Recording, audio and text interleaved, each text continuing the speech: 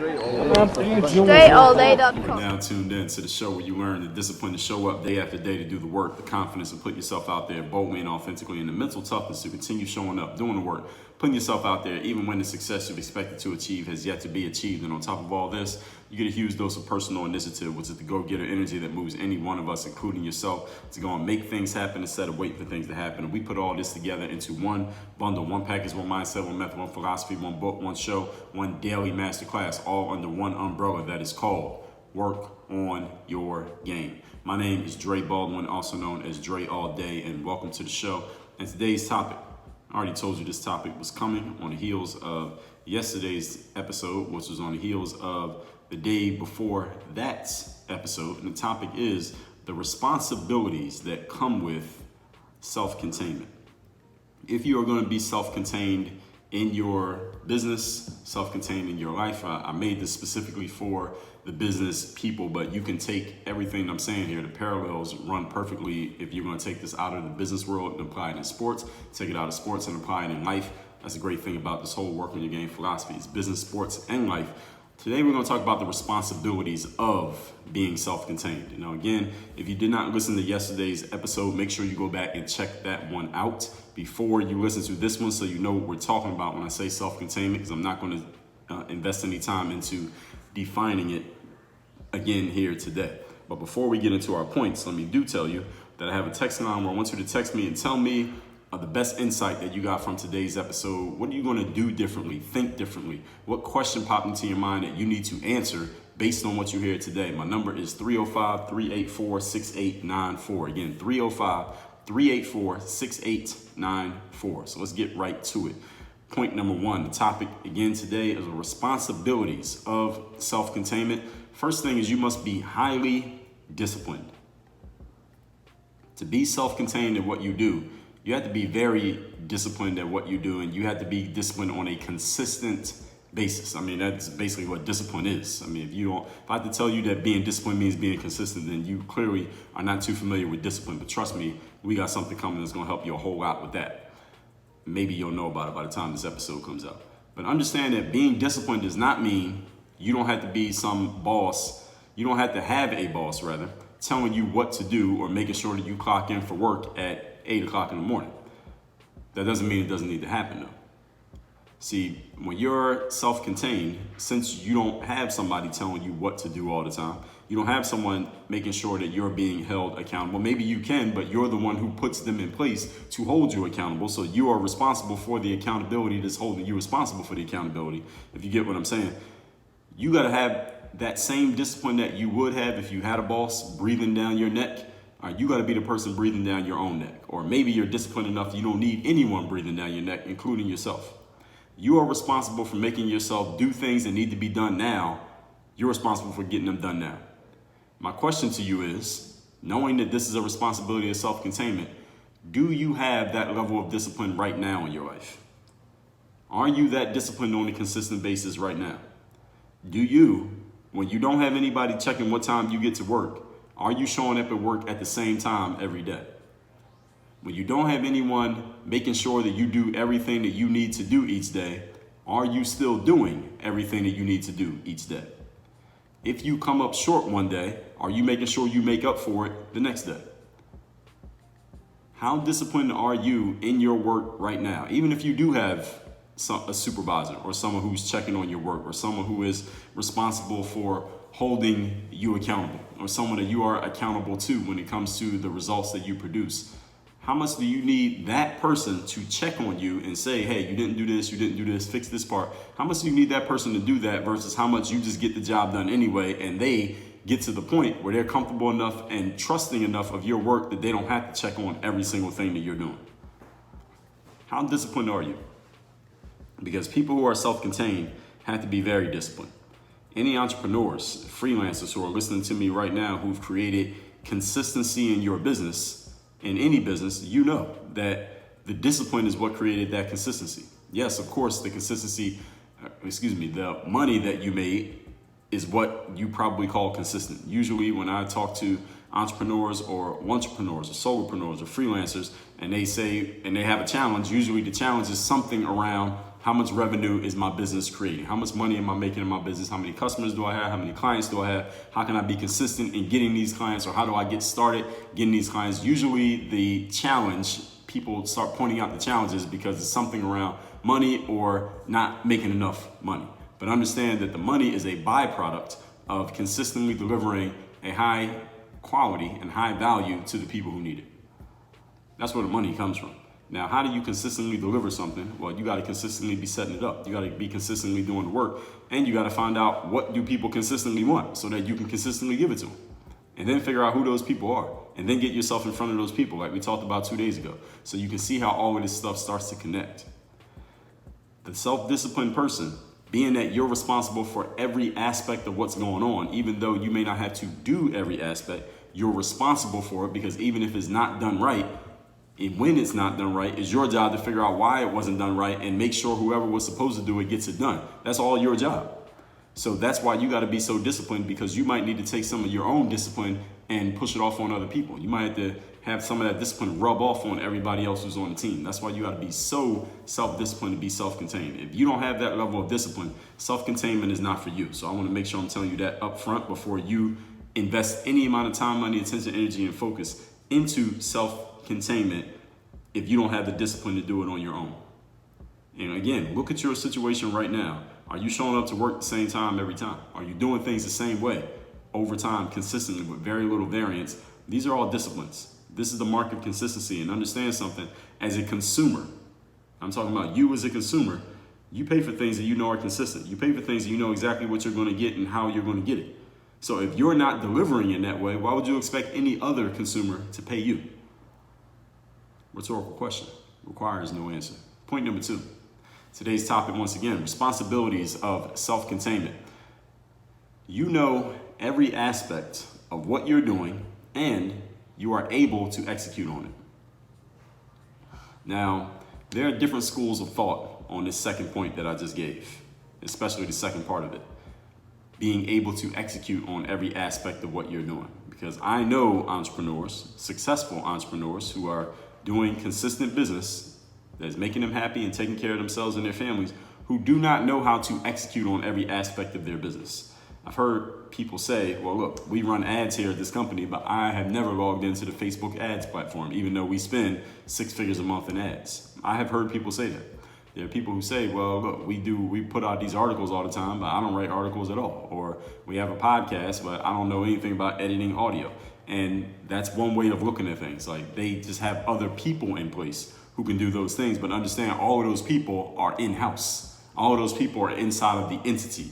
You get what I'm saying here? So even though, let's just say, if I got a company with 30 people in it and I never run any ads, but our company runs ads, the person who runs the ads in the company works in the company. They are in-house. We are still self-contained because we're all inside of this bubble being our organization. So that's one way you can look at this. But for the people who are, a lot of the people that I hear from, the people that have come to me, are people who, you might be just you right now.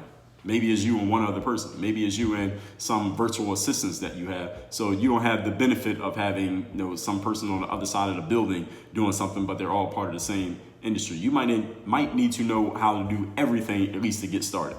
Most businesses, when they get started, it's one person doing everything, or at the most 2 people doing everything. Maybe 2 people who are already working together, they decide to do something together, or maybe it's a husband and wife couple, something like that. But usually it's 1 or 2 people pretty much doing everything. So to be self-contained, you need to know every aspect of what you're doing, and you must be able to execute on every aspect of what you're doing. Some people say that you can hire people who can do things for you so you don't have to do them or even learn how to do them. I partially agree with this, and I partially disagree with this. While I personally, let's just say, give an example, I'm personally not a graphic designer, but I still know what I want things to look like. And when I hire a graphic designer, I will press that graphic designer and keep my foot in their ass until they get things done the way that I want them to be done. Even though I'm not personally a graphic designer, I'm not going to get on there and say, hey, well, this is the way that you need to. I will tell them how they need to do things, but I'm not going to get on there and hop on Photoshop and fix anything they haven't done right. I'm just going to keep sending it back to them until they get it right. And if they can't get it right, then I'm going to cancel the order, and they're not getting any of my money. So knowing what you want and exactly how you want it is definitely a requirement of self-containment, Because then when you do need to bring somebody onto a job who may not necessarily be part of your ecosystem, they're not part of the entity, you still have control over the situation because you know what you want. If you don't know what you want, they can give you anything and you don't even know if this is the right thing or not because you have no idea what you wanted from the beginning. And understand that when other people see that you don't know what you want and they recognize that, they may take advantage of you. Now, hopefully they're not like that. Hopefully they're a good enough person that they'll be willing to educate you and explain to you what they're doing and why they're doing it so that you can understand. But not everybody thinks like that. And if you're going to be self-contained, you can't go around life just hoping that everybody's just a good person who's going to do right by you, because some people will not, especially when money's involved. In episode 1787, by the way, the one that I just referenced, keeping your foot in other people's asses. How and why to keep your foot in people's asses. Again, episode 1787. So make sure you are listening to that one if you haven't listened to it yet, or you don't remember what I said in it.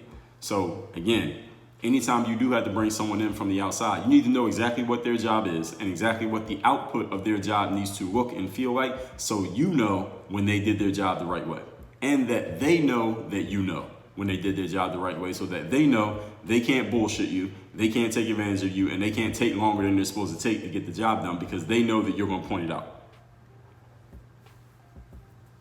So if I absolve myself of this discernment of what needs to be done, how it needs to be done, and who's responsible for what, and that's episode 1431, we talked about discernment, your skill, perception, and judgment.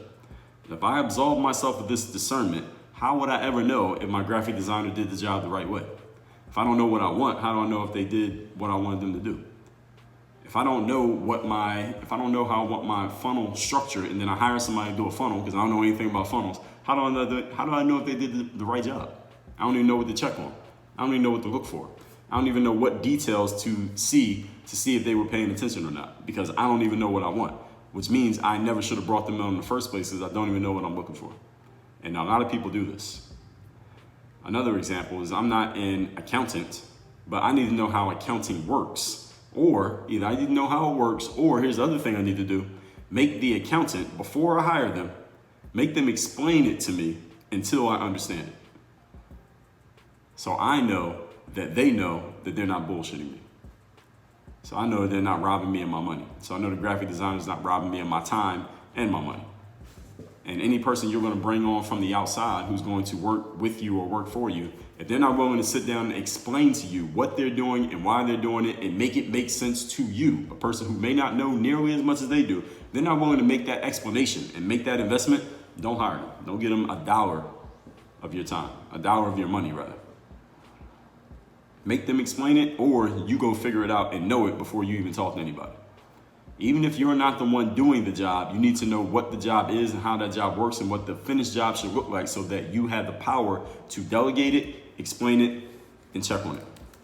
We talked about delegation in episode 1100, Delegation 101 for entrepreneurs. It's one of the most popular episodes we've ever done here, especially for business. If you haven't listened to episode 1100, go check that one out. And also check out episode 664, How to Delegate Work in Your Business. Both of those about delegation, and we touch on this same point again in those two episodes. And people know that you don't know, they know they don't have to do their job, because how would you know they didn't do it? You don't know the work, so how could you check on it? You can't check on something if you don't know what it's supposed to look like. Point number 3. Today's topic, once again, are the responsibilities of self-containment. Number 3, you must be a strong leader. And what does it mean to be a strong leader? I mean, we talked about leadership in so many episodes of this show that I can't even list them all, but I'll give you a few. Episode 1315, How to Lift People Up as a Leader. Episode 185, Leadership is who you are attracting and why you're attracting them. Episode 244, Are you following a leader or following a follower? Episode 256, this is a key one. A leader cannot fear disappointing people. Episode 261, The Hard Test of Leadership. Episode 271, Leaders Cannot Have Fragile Egos. Episode number 467, Leadership 101, How to Put Your Own Work In. I'll give you one more, episode 515, Leaders Exert Influence, They Do Not Get Influenced. And we got a bunch more on leadership, but I'm not going to list them all here today, but listen to those, and I'll be referring you to some others. And again, at workonyourgamepodcast.com, you can listen to every episode in the history of this show in case you didn't know. We're going to put a whole list of every episode right there on that site so that you'll be able to just scroll through it and find whatever you want to listen to any given time. Again, that's at workonyourgamepodcast.com. Being self-contained. We're still on point number 3 here. Being self-contained does not mean doing it all by yourself. Okay? You can have a team. You probably will want to have a team because you only got 2 hands. You can't do everything by yourself, even if you're great at everything. That means to build a team, you must be strong not only at leading them, but you got to be strong at choosing people in the first place. You must be a good judge of character. You must be very good at delegation. You must be clear at communication so people know what you want, they know why you want it, so they can give you what you need. If you're a poor judge of character, you're going to bring bad people onto your team. It's going to take you backwards more than it's going to move you forward. If you're poor at delegation, that means things will be executed poorly, not because people are bad at their jobs, but because you are bad at explaining what you want it done. If you're poor at communication, things are just not going to get done because you are not clear at articulating to people what you want them to do or why you want them to do it. So all of these are leadership skills. Strong leaders are good at judging people, they're good at delegating, and they're good at communication. If you are weak at any of these, then your leadership has a hole in it. And when your leadership has a hole in it, the results that your organization or you produce will have holes in it. All of these are required for you to be self-contained. Let's recap today's class, which is a follow-up to yesterday's episode, the responsibilities of self-containment. Point number 1, be highly disciplined. All right. When you are self-contained, you don't have a boss telling you what to do or making sure that you get to work on time. But that doesn't mean you don't need someone telling you what to do and making sure you get to work on time. Guess who's responsible for that? You're responsible for being the boss of your own organization. As Malcolm X said, every organization must have a boss. Even if it's just you by yourself, you must be the boss of yourself. Point number 2, know every aspect of what you're doing and be able to execute on it.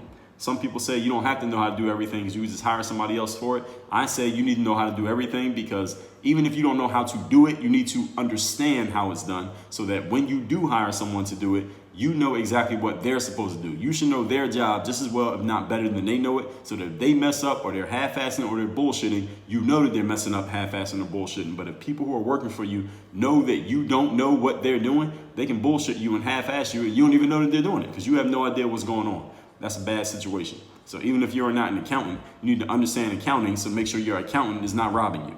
Even if you're not a graphic designer, you need to understand what kind of design you want so the graphic designer can't bullshit you and take 3 weeks for something that should take 3 days. If people know that you don't know, they don't have to do their job because they know that you won't know when they didn't do their job. And point number 3, be a strong leader. Being self-contained does not mean you do it all by yourself, but you must be strong at choosing people and judging character, at delegating and communicating. If you are poor at any of those, judging character, you'll have bad people. Poor delegation, bad execution, poor communication, things just don't get done. You don't want any of those problems. All that said, send me a text. Tell me the best thing you got from today's episode. My number is 305-384-6894. Again, 305-384-6894. Tomorrow, we're going to go even further into this. We're going to talk about how to build your own ecosystem when it comes to your business. So let's just go even more into these business topics. Stay tuned. Work on your game. Dre all day.